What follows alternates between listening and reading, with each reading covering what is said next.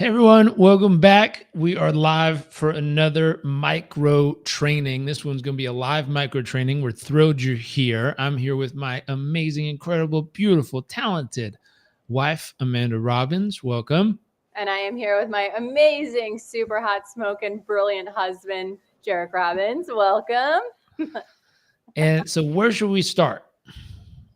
All right, so let's recap where we've been so far. We have talked about F1 Formula race car drivers and preventing burnout and peak performance. We've talked about some ways that people have instilled these beliefs inside of them that they can actually perform at their peak and optimal levels with little or no sleep and really pride themselves on it. Unfortunately, it's become part of their identity. And so what we've done is done a little bit of myth busting with science-backed research and discussed why that's completely flawed thinking. And it's actually not what super performers do, what high achievers do. So if you're looking to up-level your performance, your mindset, your creativity, your resourcefulness, and just really tap into the best of who you are and your capabilities, right? To perform at your very best, to show up as your best and ripple that out into the world, then we're diving into this micro training today to help you not just understand what you need to do, but actually take action, because that's what's most important. It's one thing to understand what you need to do. It's quite another to actually live it and apply what you need to do to actually see change. This is important for you if you are a coach or a leader, a mother, a father. Actually, every human needs this stuff, but this is especially for high performers that want to up-level themselves and optimize their performance and help others do the same. So we first invite you to apply what we're going to share today and then share it with others so we can all rise together and really become the best versions of ourselves and stop with this burnout grind, like I'll sleep when I'm dead kind of baloney. And yeah, so I'll turn it over to you to jump into this training. Okay, so let's start with the big idea. Understanding the critical role of sleep in enhancing your overall health, improving your mindset, and boosting your performance. Like Amanda said, we end up working with high performers, leaders, people who, if you took all the vehicles in the world, we work with people who would imagine themselves as an F1 race car, not a minivan, not a tow truck. Like, we're F1 race cars. We're people who are striving, we're driving, we're hungry for more. We're really going for it. And so we talked about the last couple of days, what happens if you mess this up? What happens if you don't really dial this part of your life in? Well, the first piece is a decreased cognitive function, which means you have impaired memory, reduced concentration, and slower problem-solving skills. Physical health risks include the risk of chronic disease like obesity, heart disease, and diabetes. Emotional instability, so heightened stress, anxiety, or susceptibility to mood disorders. And the ultimate consequence is a significant reduction in your overall life quality, potentially leading to chronic health issues, diminished mental health, and impaired professional and personal performance. We don't want that. If we're an F1 race car, we are driving and striving for high performance. We're not willing to have impaired performance and overall reduction of life quality. We want a high quality life. We want a high performing life. That's what we're aiming for. So what happens if we get this right? Well, enhance mental clarity. So improve focus, improve creativity, improve decision-making skills. Your boosted immune system, so stronger defense against illness and faster recovery when it does happen. Emotional resilience, better mood regulation, stress management, and overall emotional balance. And the ultimate long-term benefit is achieving a higher overall level of well-being, leading to a more fulfilling, productive, and healthy life. I personally think it's worth it. Now, my first question for you is, do you want those things? Do you want a better life? Do you want a happier life? Do you want a healthier life? Do you want more energy? For most of us, the consequences of not doing this right don't really hit us till later in life. So the problem is, you can do all these behaviors now and be like, I'm invincible. Nothing's going to stop me. But you're going to pay the price. You just have a delayed price to pay, which for most of us doesn't stop us or cause us to make better decisions until life straight wallops you upside the head with something like a chronic disease or Lyme disease or the inability to reproduce, or something that shows up, and all of a sudden we go, wow, holy smokes, how do I fix this? And then you see someone's entire life transform. Hopefully we can share this with you before you need to get walloped upside the head by life, and help save you the pain. I think I always tell people that I work with, the ultimate consequence of messing this up is either a heart attack, divorce, or bankruptcy. Those are kind of the big smacks that life will hit you with if you don't get this stuff right. And so how do we do it? Number one is we have to figure out what your current trend is.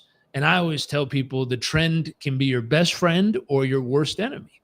And so this is where measurement matters. The first step in this micro training is I'm going to challenge you for the next 7 days to measure your sleep quality and your sleep quantity, meaning how much you sleep and how well you sleep. The ideal target we're aiming for is 7.5 to 8 hours of sleep. We've already talked about, some of us are going to go, well, my body doesn't let me do that, or I automatically wake up at 4 a.m. So do I. And I put my headphones on, I throw in Pizziz, and I go right back to bed for another hour or two of sleep to get my 7.5 to 8 hours of sleep. Can you talk about that really quick? Sure. So that habit of, I naturally wake up at that time. Yep. So I want to share a personal story real quick, which was when our son was born. Don't mind the rooster. When our son was born, I also ended up naturally waking up throughout the night, not just because of him crying, but sometimes he'd cry, and then the next night at 2 a.m. he didn't cry, but I was still waking up. And I think what we miss there is challenging, is that what's natural, or is it what you've programmed your brain and body to do? Is it a habit that you created because as soon as you wake up, you grab your phone and your brain becomes active and it's like, okay, we're on for the day. And there's this stimulation that's happening and getting it going instead of thinking, no, it's time for sleep.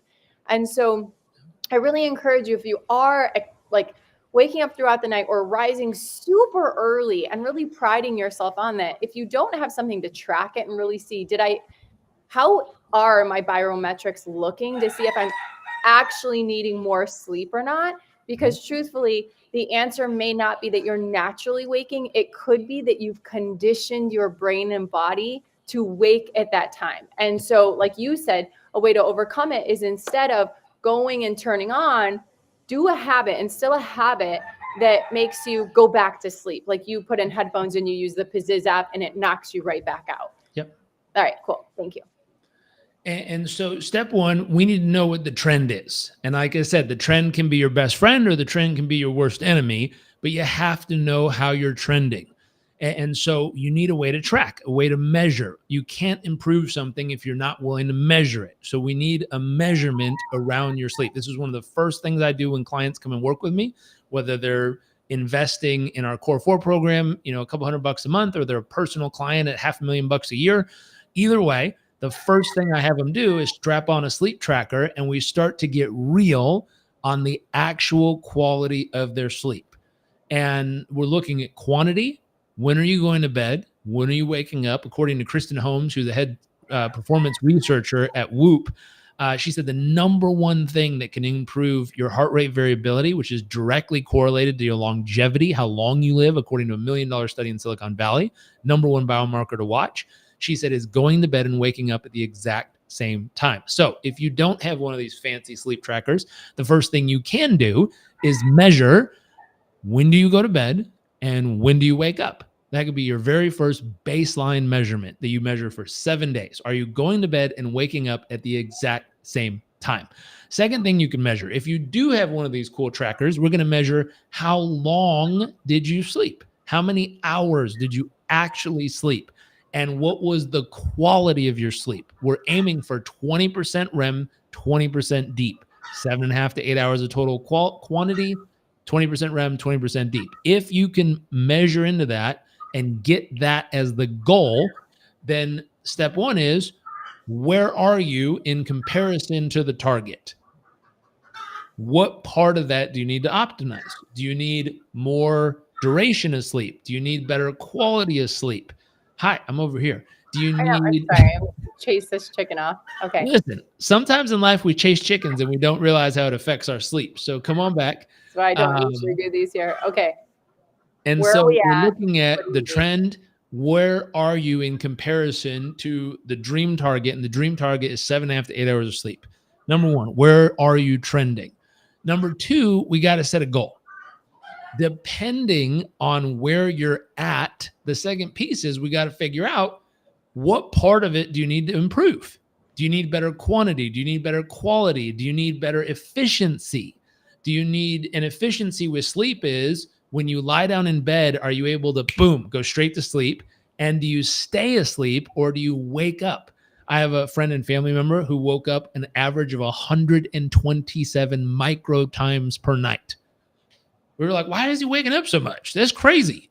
And we didn't know that until we started measuring. It turned out he was having some sleep apnea issues, and there was a couple fixes, and all of a sudden, boom, the quality of his sleep went up.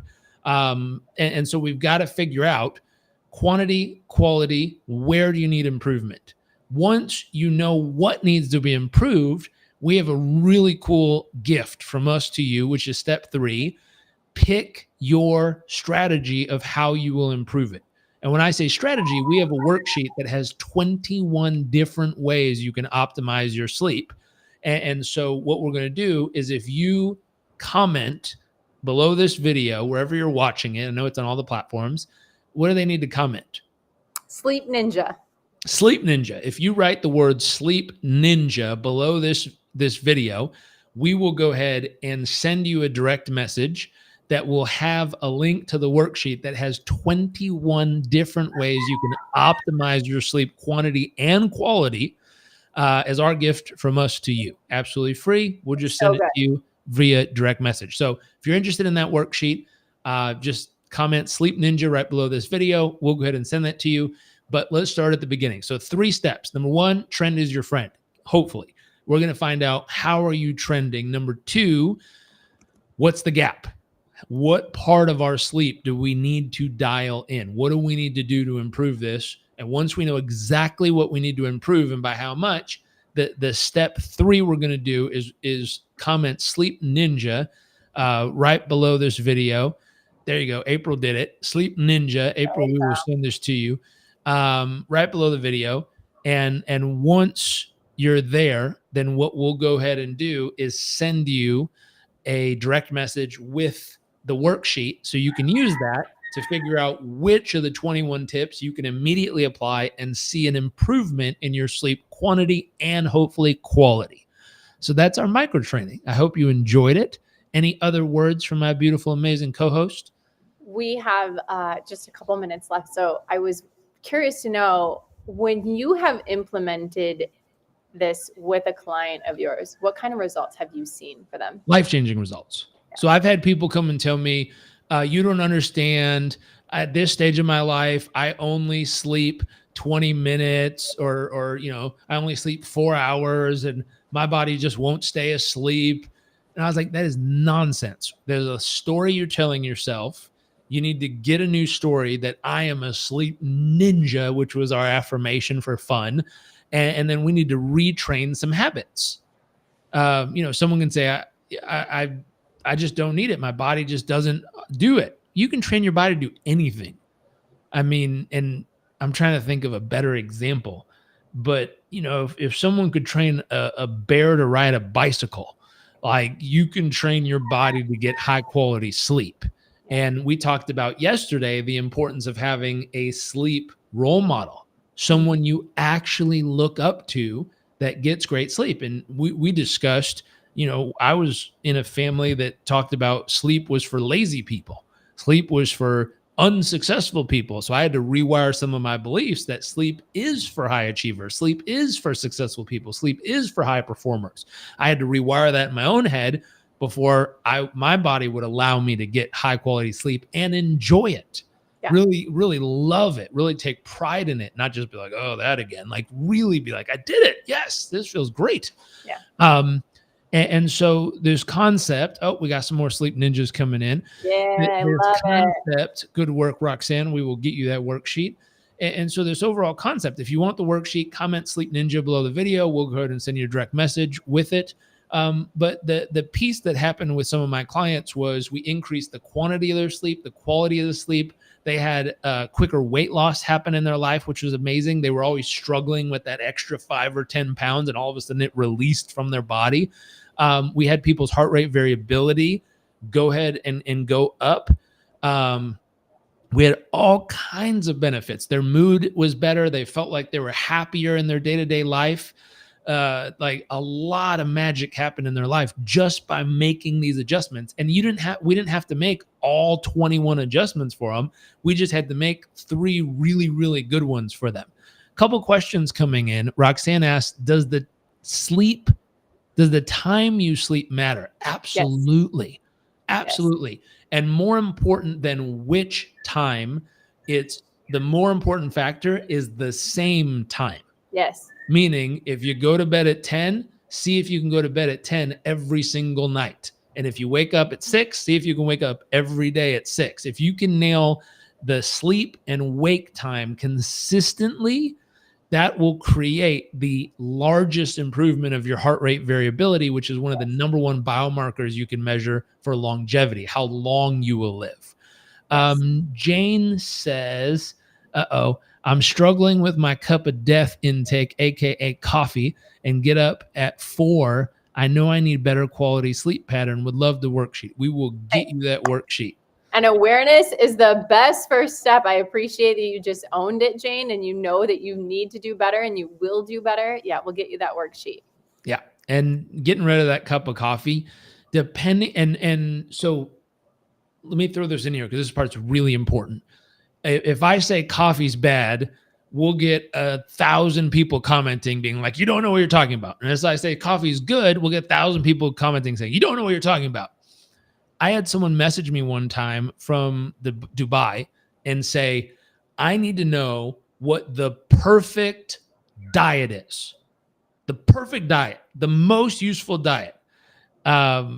Yes, the cup of death. I love that. So they said, what is the most useful that sounds diet? Like something Jarek would say. There's a funny story about that. I'll tell you in a second. But they needed the best diet. And I said, well, let me ask you this. It depends on what you're trying to accomplish. Do you think that a world champion power lifter or bodybuilder should be eating the same thing as a world champion triathlete or marathon runner? Do you think we should be putting the same exact fuel and the same quantity of fuel into both of those people trying to do those sports? Let me say it a different way. Should we be putting jet fuel that is for jet airplanes into cars with the thought of, well, jets go really fast, so if we put jet fuel in it, maybe the car will go really fast? Anyone who knows anything about engines would go, no, it doesn't work that way. You will break the engine. It doesn't process that fuel correctly. It's not built for that. I'm going to go out on a limb here and say all of us have a different engine inside of us, and very few of us know what fuels are actually correct for our engine. Very few of us. This used to be reserved for the super elite athletes on earth or the billionaires who paid someone to come do the research for them, where they would have them take blood tests, DNA tests, all kinds of exams to figure out what is the right fuel for this engine to be operating at peak performance. People don't like to accept this. So what people generally do is say, well, this fuel works for me, so that's the best fuel for everybody. And then these big fad ideation diets come to life and they start telling everyone, you have to be doing this. This is the thing. Jet fuel is great for jets. It's not great for cars. And you got to figure out what kind of engine you have. And nowadays they're making it less and less and less expensive to go get those tests done. We'll do another micro training on that later. But we'll actually show you where you can go to get those tests done to find out what is the proper fuel you should be putting in your engine, your body, to get the highest level of performance back out of it. Okay, the cup of death story. I remember when I was in high school, there was Barnes and Noble and Starbucks that a bunch of really cute girls used to go study at. And I was like, man, I really want to hang out with those people and be friends. And I did not drink coffee, but I was like, it'd be awkward for me to just sit in the coffee shop without drinking coffee and try to talk to people who are drinking coffee. So I decided to order whatever they were ordering and got my cup of whatever and drank it and hang out and talked and made friends. And after a while, I noticed I'd go home and my hands were shaking. And I was like, that's probably not a good sign for my body. So I remember I had to reprogram in my mind what this coffee was to get myself to stop with the bad habit, because it wasn't healthy for me. I mean, if my hand's going like this throughout the day, that's not a good response. And so I personally needed to get rid of coffee. I know now coffee can be used very specifically as a performance tool to shed calories or to do very specific things, but most people don't use it for that. Most people just got into the rhythm of drinking it at some point in their life and didn't realize you can have more energy through breath work, more energy through certain breathing routines or certain exercise routines, that actually the energy comes up and stays up. It doesn't have that hard drop. Better sleep will do that too. Cold plunges, there's all kinds of stuff that can get you just as much mental clarity and energy without any of the negative side effects. Anyways, part of the reprogramming in my head was I started calling coffee a cup of death. And I would challenge myself. I'm like, if I'm going to drink a cup of death and kill myself, why don't I be brave and just go straight for rat poison? And I would say these insane statements to myself to get my nervous system to think that when I saw coffee, I'd be like death. And I did it so strongly. I never forget. I walked in college, like 5 years later, I successfully got myself off coffee. I walked in college class. I sat down next to a friend who just picked up her warm cup of coffee. I sat down and she said something to me. And my smart aleck remark was like, at least I don't drink cup of death every morning. And she looked at me and went, took it, threw it in the trash and goes, thanks a lot. You just cost me $5. And I looked at her, I said, no, I just saved your life.